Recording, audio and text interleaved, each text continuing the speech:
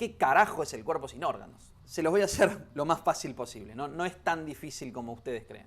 En realidad, el cuerpo sin órganos es un concepto que crea Deleuze, o Deleuze y Guattari crean, para poder expresar algo que trasciende las imágenes con las que caracterizan el concepto, ¿no? Nos van a comparar o van a decir que el cuerpo sin órganos es un huevo, o también van a decir que es un campo de inmanencia o un plano de consistencia. Bueno, son todas palabras que por ahí nos hacen perdernos o nos hacen como agarrarnos la cabeza o ganas de romper todo, digamos, ¿no? Calculo que si están viendo este video pertenecen a este mismo club que yo, que es el club del ¿qué carajo es el cuerpo sin órganos? Todo esto es muy oscuro, digamos. Por otro lado, también Deleuze nos señala que la gran ciencia del cuerpo sin órganos es la ética. O sea, es decir, el gran libro sobre el cuerpo sin órganos sería la ética de Spinoza, ¿no? Entonces, ahí tenemos algo de qué agarrarnos y por donde vamos a empezar. Spinoza, cuyo libro más importante es La Ética, se diferencia de la concepción clásica del hombre, que podría estar representada por la escolástica o por Aristóteles, básicamente, que implicaba la especie de reunión del hombre con su esencia. El destino o el objeto, el objetivo del hombre es volverse un hombre. Fíjense, podemos decir el hombre con minúscula y el hombre en mayúscula como el valor máximo al que debe aspirar el ser humano, ¿no? ¿Qué significa la diferenciación de Spinoza con respecto a esta concepción clásica del hombre? Básicamente, Spinoza dice que los existentes no se definen por una esencia, que era esta clave aristotélica, digamos, sino por su potencia. Es decir, no hay una esencia y unos valores que determinan al hombre, ¿no? O al ser del hombre, sino que hay existentes como modos de ser. Fíjense el contraste entre la tradición clásica, donde dice tenemos que ir hacia ahí, hay un valor, ¿no? Hay una esencia que determina valores, ¿no? A esto llamamos la moral. O sea, la moral es una fuerza que nos determina a ir hacia una esencia, es decir, hay valores fijos a los que hay que tender, sí o sí. Hay una verdad absoluta a la que hay que tender y es la esencia del ser humano. En cambio, para Spinoza no hay un valor absoluto, sino más bien potencia. Sobre esta idea de potencia es que se basa el concepto del cuerpo sin órganos. Obviamente la palabra se presta a muchas confusiones, uno puede imaginar como algo amorfo, ¿no? Es como que, vieron que Deleuze decía en el prólogo de Diferencia y Repetición que las teorías filosóficas tenían que parecerse un poco a una novela policial y un poco a una novela de ciencia ficción. Bueno, la idea de cuerpo sin órganos es a la vez atractiva, pero también completamente como oscura y difícil de entender, porque parece ciencia ficción. ¿Qué es esto del cuerpo sin órganos? Yog-Sothoth, digamos, esos monstruos de Lovecraft. ¿O qué? Una caracterización que va a ser Deleuze, una de las primeras caracterizaciones, es la de el cuerpo sin órganos como un huevo. ¿Por qué un huevo? Vamos a pensar de nuevo este esquema del hombre y de la esencia del hombre. Vamos a empezar a comparar, digamos, la visión clásica aristotélica y la visión espinosista, y vamos a meter en el medio el concepto del cuerpo sin órganos para empezar a entenderlo. Entonces, según la concepción clásica, teníamos al hombre aspirando a su esencia, que sería el hombre con mayúscula. En cambio, en Spinoza podríamos decir que el hombre, en vez de ir hacia arriba, siempre podríamos poner una flechita hacia abajo y decir que el hombre es siempre un huevo.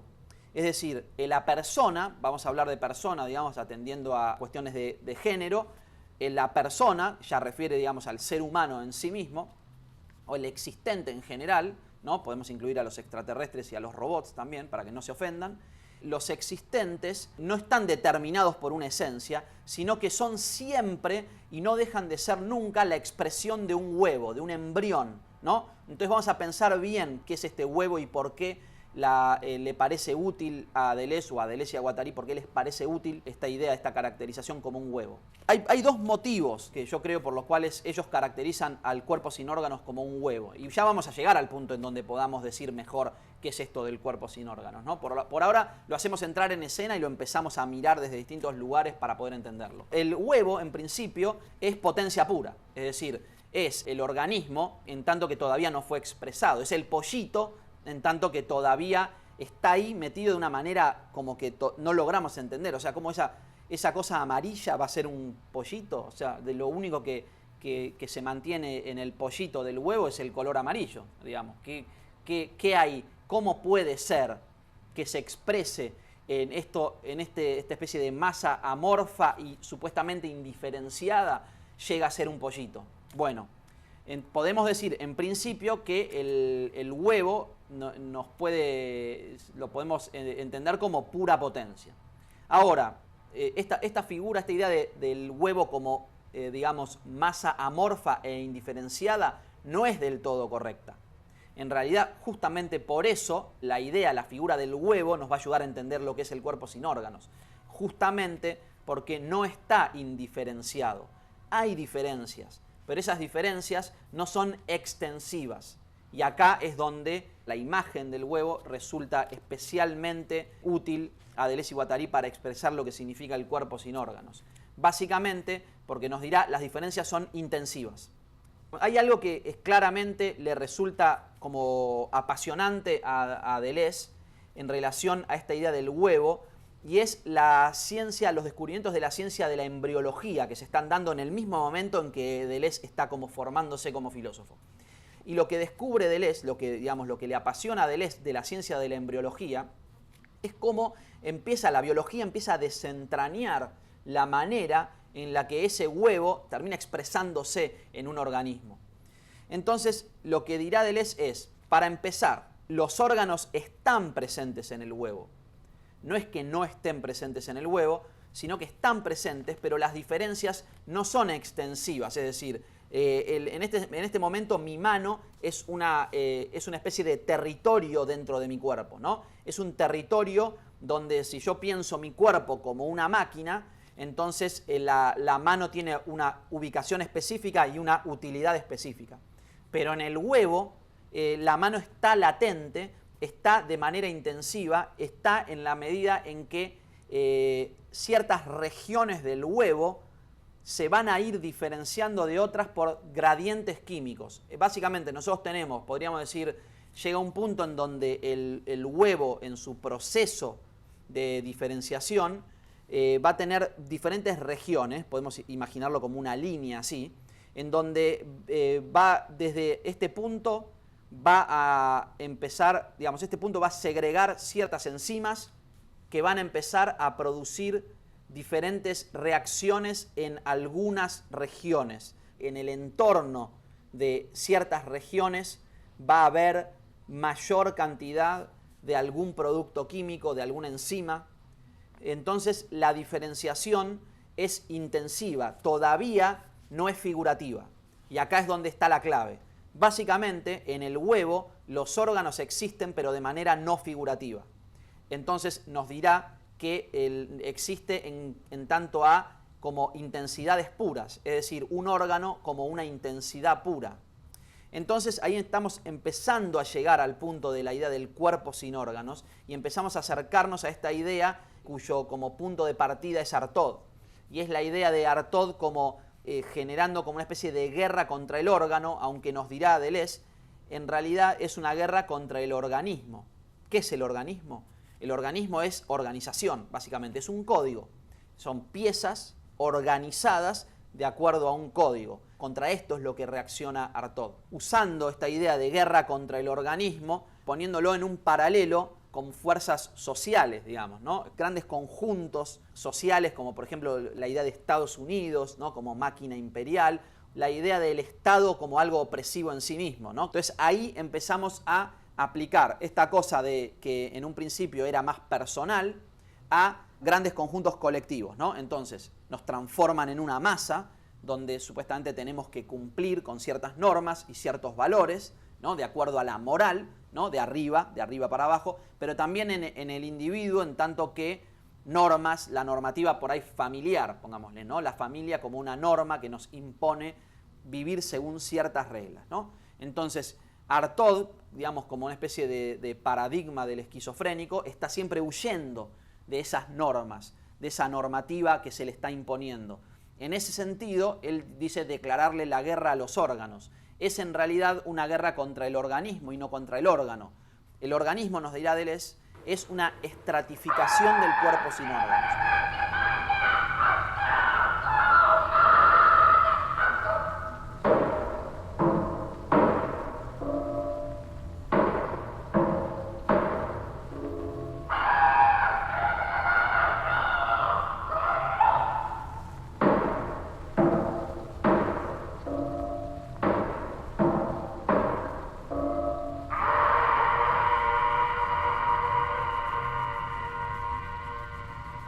volvamos a nuestra idea o nuestra imagen de la persona como un huevo, ¿no? Entonces, la persona no como obligada a atender hacia una esencia, sino como, en definitiva, potencia pura. Entonces, nosotros podemos ser todo lo que podemos. No hay un límite a nuestra potencia más allá de esta materia pura que somos. Es decir, el huevo tiene limitaciones, pero al mismo tiempo tiene una potencia que es mayor a la que nos imponen desde afuera al estratificarnos. Un ejemplo de esto podría ser la educación, ¿no? Es un ejemplo que da también Deleuze. Por ejemplo, cuando en el jardín de infantes nos enseñan a dibujar, nos están imponiendo cierta normativa como iconográfica, ¿no? Esto es un perro, esto es papá, esto es mamá, así dibujamos, ¿no? En el jardín, no sé, esto que dicen un poco como de enseñar, como señalar, ¿no? Pero también como ensignar, ¿no? Como construir una normativa de signos según la cual, gracias a esa especie de diccionario de íconos, ¿no? De lo que es la comida, de lo que hay una especie de normativa, hay una moral del grafismo, ¿no? En el cual, al estar explicándonos cómo escribir, al estar explicándonos cómo dibujar, ¿no? Que nos van llevando nos van, entre comillas, normalizando, ¿no? Esta era la idea clásica de la escuela maternal o del jardín de infantes, ¿no? Agarrar a este niño que todavía no tiene introyectadas todas las normas sociales, empezar a, digamos, ubicarlo, por decirlo de alguna manera, ¿no? Ser ubicado. La sociedad, digamos, penaliza la desubicación.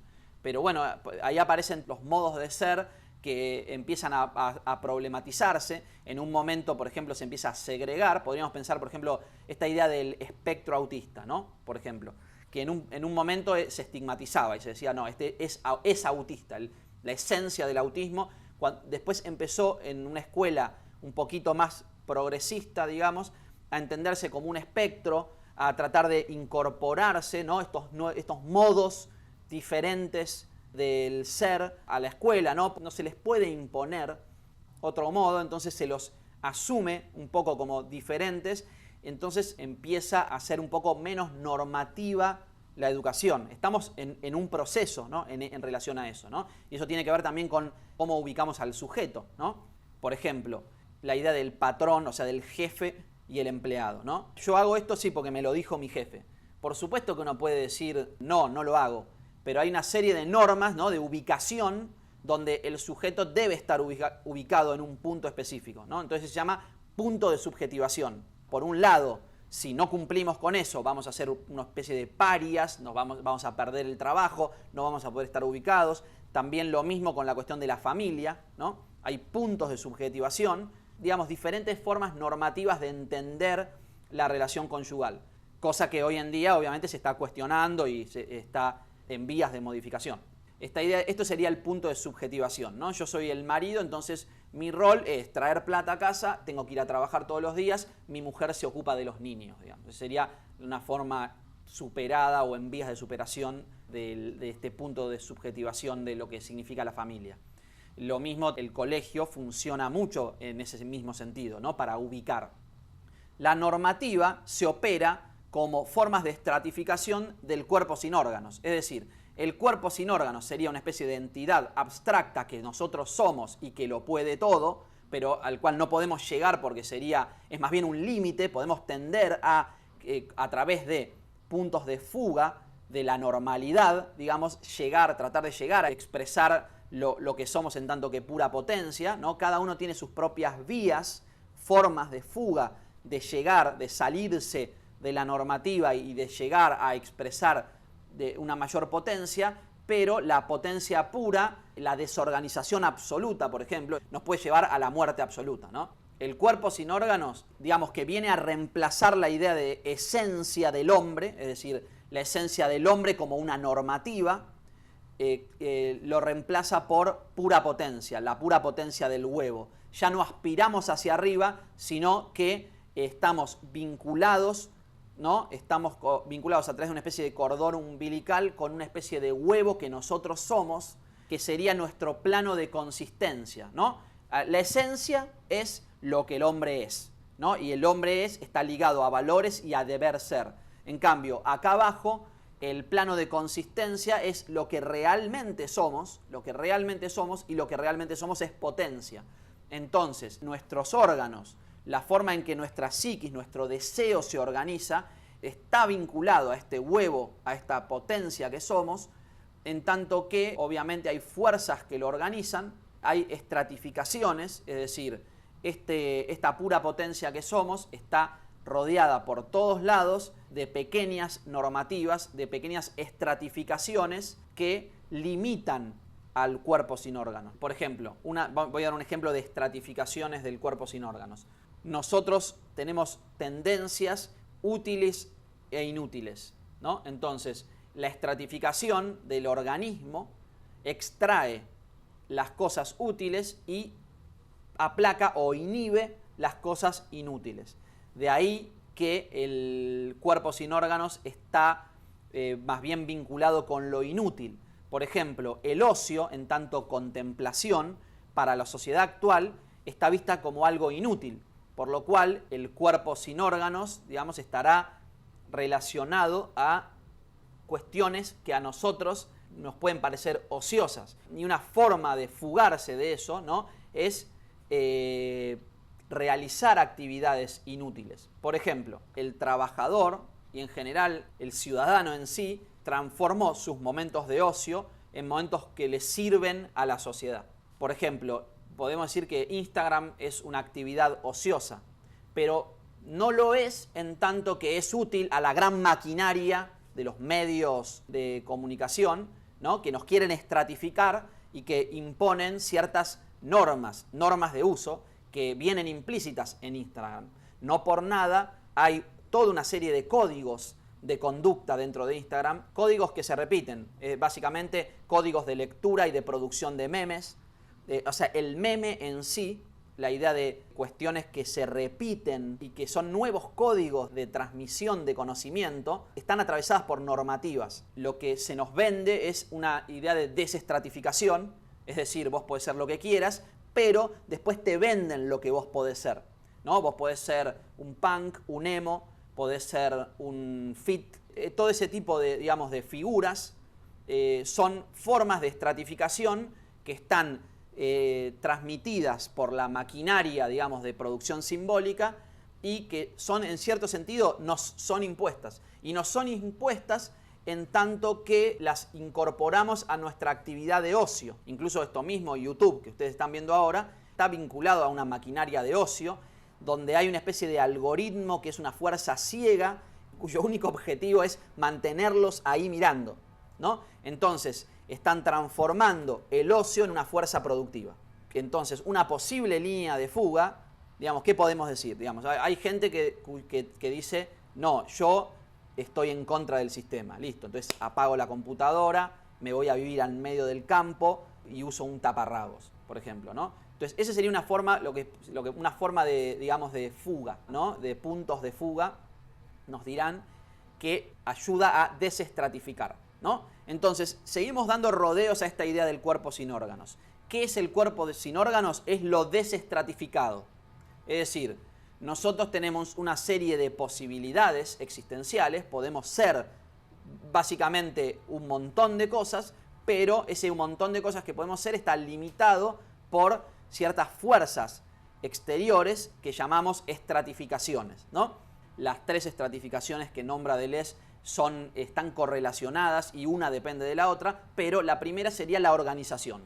Básicamente, esta es la que señala Artaud cuando dice le declara la guerra a los órganos, o sea, a la organización. Básicamente, podemos decir que la transmisión radial del 28 de noviembre de Artaud es una gran, digamos, performance contra los medios, ¿no? Usando los medios contra sí mismos, ¿no?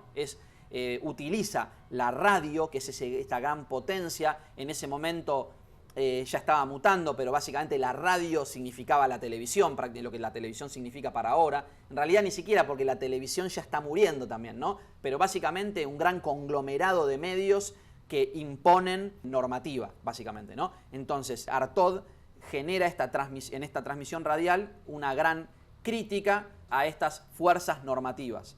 entonces declara su como odio a esta organización, ¿no? En ese sentido, lo que Artaud llama el teatro de la crueldad significa, según Deleuze, desterritorialización.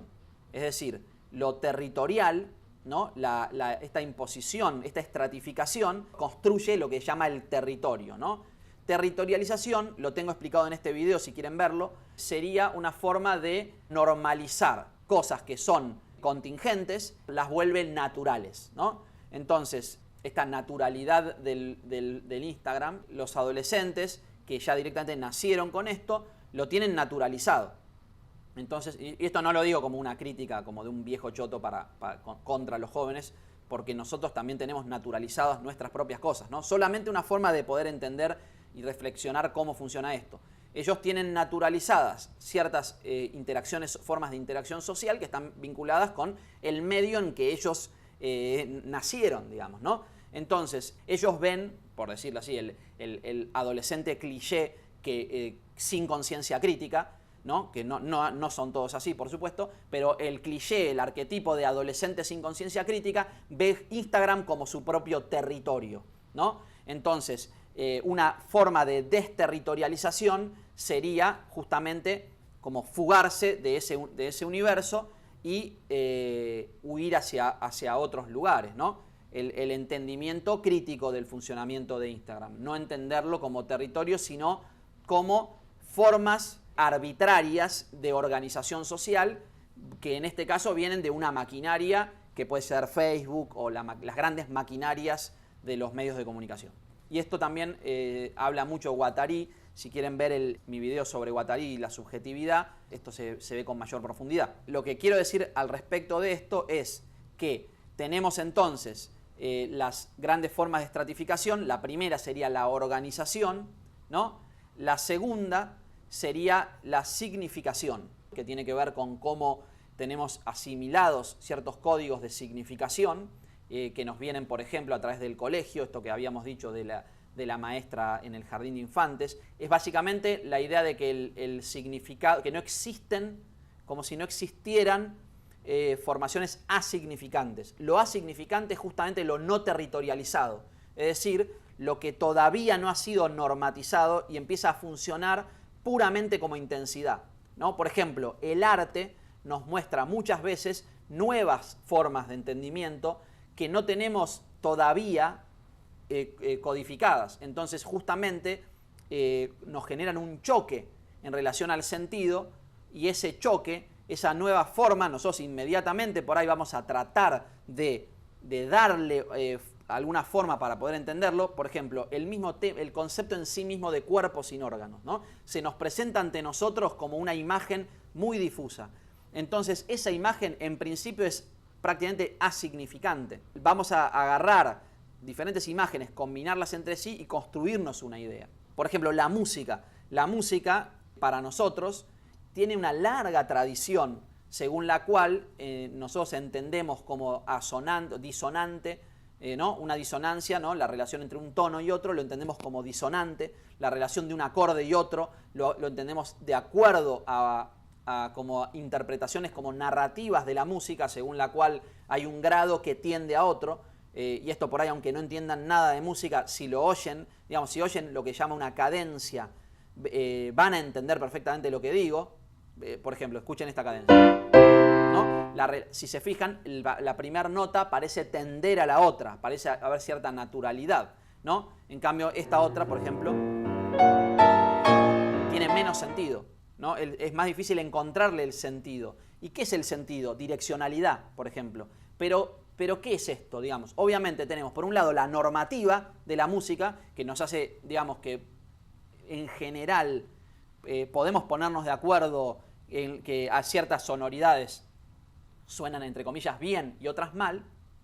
Pero por otro lado, la música en sí misma, el universo de la música, es un plano de consistencia puro. Es decir, todas estas normas son creadas a través de hábitos y transmitidas por grandes como consignas sociales. Por eso la música, el tipo de música va cambiando de acuerdo a las épocas. O sea, si nosotros le ponemos, no sé, dubstep a Mozart, andá a saber qué es lo que hubiera pensado. Por ahí le hubiera parecido espantoso, por ahí hubiera inmediatamente transformado eso en un código que le sirviera a él, no sabemos. Pero, por ejemplo, si le hubiéramos puesto Schoenberg a Mozart, Mozart probablemente habría creído que era una orquesta que está afinando, ¿no? Porque los códigos de interpretación de esa música no le llegaron a él. La normativa en su época era otra.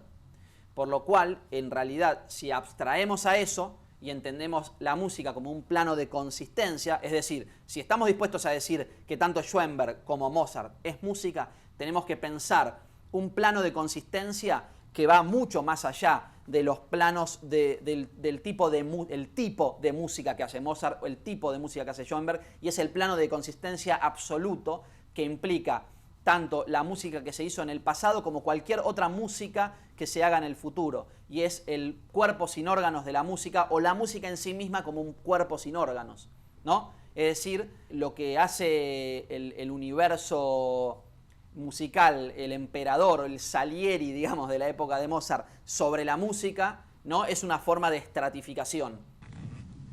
Too many notes, Your Majesty. Exactly. Very well put. Es una normativa, ¿no? Cuando le dicen tu música tiene demasiadas notas, por ejemplo, ¿no? Esas ridiculeces que dice el poder sobre, o sea, digamos, como los grandes núcleos de poder o los grandes núcleos de poder académico dicen sobre las obras cuando son novedosas, ¿no? Yes. O, por ejemplo, en el caso de artistas que no fueron entendidos en su tiempo, ¿no? Por lo general siempre hay un mecanismo de poder que va a decir que eso es algo feo, ¿no? Por ejemplo.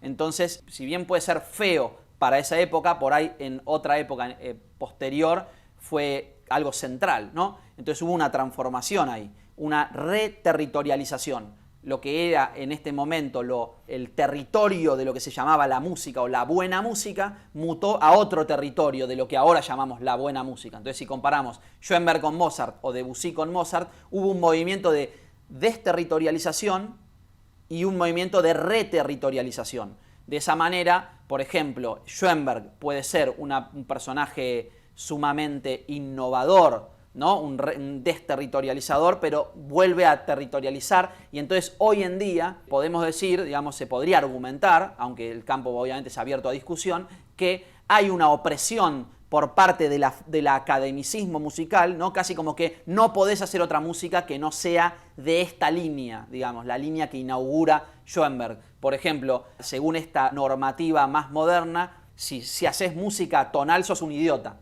O sea, básicamente algo así. Entonces, ¿qué pasó? Se reterritorializó.